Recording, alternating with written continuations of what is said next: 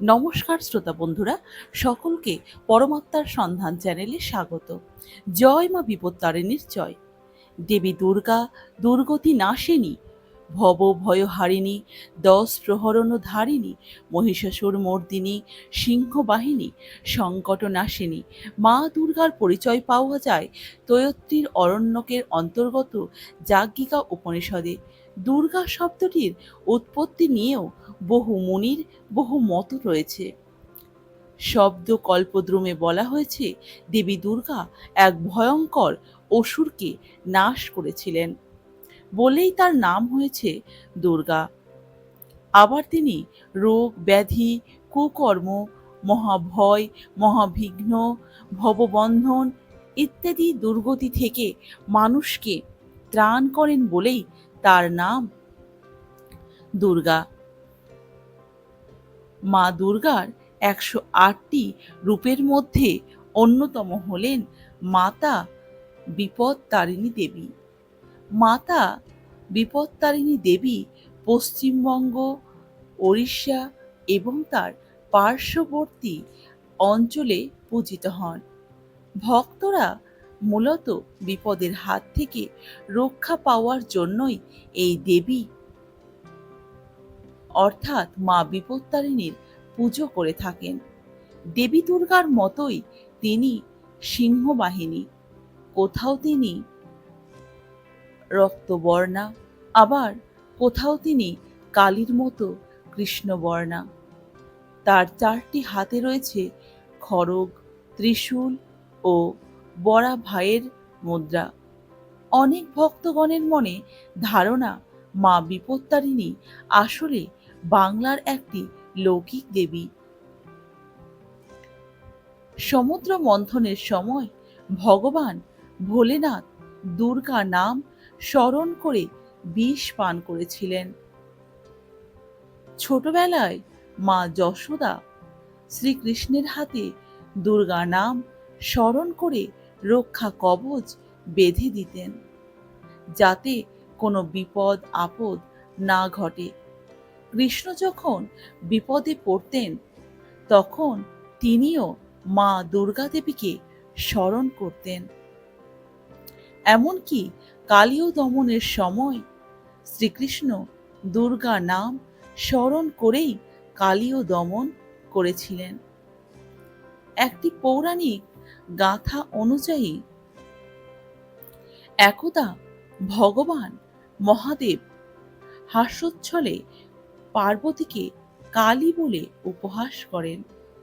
এতে মাতা পার্বতী অত্যন্ত ক্ষুব্ধ হয়ে তপস্যার মাধ্যমে নিজের কৃষ্ণবর্ণা রূপ পরিত্যাগ করেছিলেন। সেই কৃষ্ণবর্ণা স্বরূপা দেবী হলেন পার্বতীর অঙ্গ থেকে স্রষ্টা জয় দুর্গা, কৌশিকী দেবী ও বিপত্তারিণী মাতা দুর্গা। প্রত্যেক আষাঢ় মাসের সোজা রথ ও উল্টো রথের মাঝে যে শনি ও মঙ্গলবার থাকে সেই দিনেই মা বিপত্তারিণীর পুজো করা হয়। এই বছর বিপত্তারিণী পুজোর প্রথম দিন কাল অর্থাৎ 18 জুলাই 2026 সাল এবং পুজোর দ্বিতীয় দিন শনিবার 17 জুলাই 2026 পড়েছে।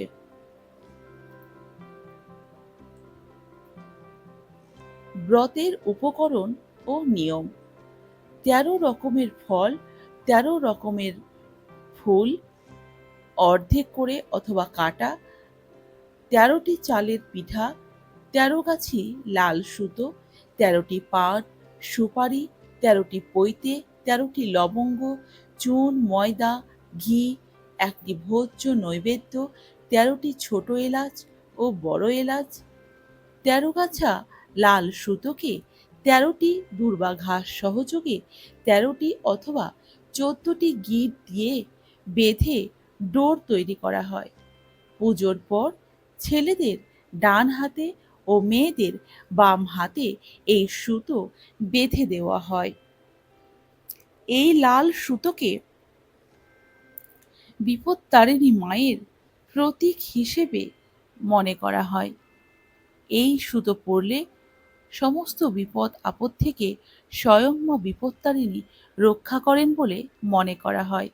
ব্রত পালনের আগের দিন ব্রত পালনকারীকে নিরামিষ আহার গ্রহণ করে সংযম পালন করতে হয়।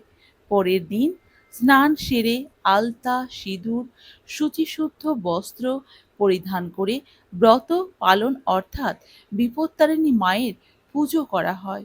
ব্রত পালনের পর ব্রত কথা শুনে ব্রত পালনকারীকে ১৩টি লুচি ঘিয়ে ভেজে খেতে হয় এবং সাথে দই চিড়ে ফলাহারও করতে পারেন।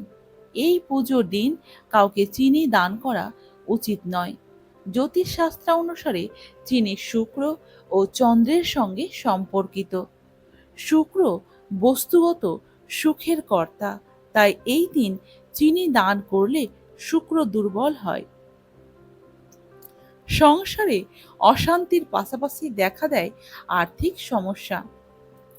বিশ্বাস রাখা হয় যে সধবা নারী এই ব্রত পালন করে মা বিপত্তারিণী তাকে সমস্ত বিপদ আপদ থেকে স্বয়ং রক্ষা করেন। তাই স্বামী সন্তানের মঙ্গল কামনায় সধবা নারীরা এই ব্রত পালন করে থাকেন। গ্রামাঞ্চলে ৪ দিন ধরে পালিত হয় মা বিপত্তারিণীর পুজো। প্রথম দিনে মায়ের আরাধনা ও মেয়েরা দণ্ডি কেটে মানত পূরণ করেন। ব্রাহ্মণ, পুরোহিত আম্রপল্লব সহ ঘট স্থাপন করেন। নাম, গোত্র সহযোগে সকলে পুজো দেন। পুজোর পরের দিন বিপত্তারিণী ব্রত পাঠ ও ব্রতকথা পাঠ ও শ্রবণ করা হয়, যা পুজোর অন্যতম একটি অংশ। বিশেষ করে খুব ধুমধাম সহকারে চলে এই পূজার উদযাপন। ২ রাত ধরে অনুষ্ঠিত হয় লোকগান, ভজন, কীর্তন, আর চতুর্থ দিনে দেবীর বিসর্জন হয়ে যায়। শাস্ত্রে বলা হয়েছে, ব্রত পালনকারী যদি একবার এই ব্রত পালন করে তবে তাকে অন্তত পর পর ৩ বছর উপবাস থেকে ব্রত পালন করতে হবে। মার্কেন্ডেয় মুনি প্রথম বিপত্তারিণী ব্রত কথা প্রকাশ করেন। জেনে নেওয়া যাক এই ব্রতের নেপথ্যে প্রচলিত কাহিনীটি।